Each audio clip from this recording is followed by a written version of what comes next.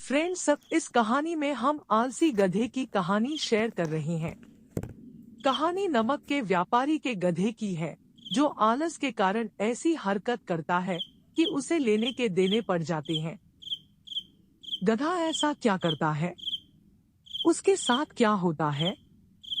जानने के लिए देखो पूरी कहानी। एक गांव में नमक का व्यापारी रहता था। उसके पास एक गधा था।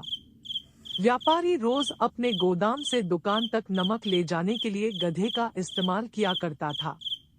वह नमक को बोरी में भरकर गधे की पीठ पर लाद देता और उसके साथ साथ चलता हुआ दुकान तक आता था। व्यापारी का गधा आलसी प्रवृत्ति का था। काम से बचने के लिए वह नित नए उपाय सोचता रहता था।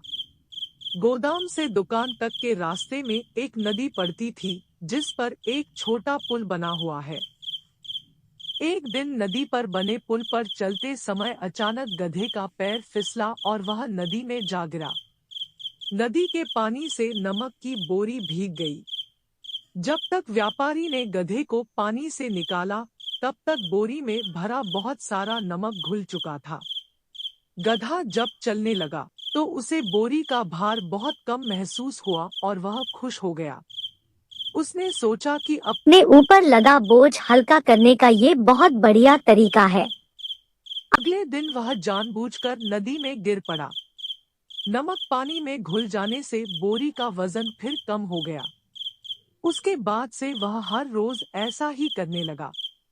रोज रोज गधे की ये हरकत देखकर व्यापारी उसकी चालाकी समझ गया।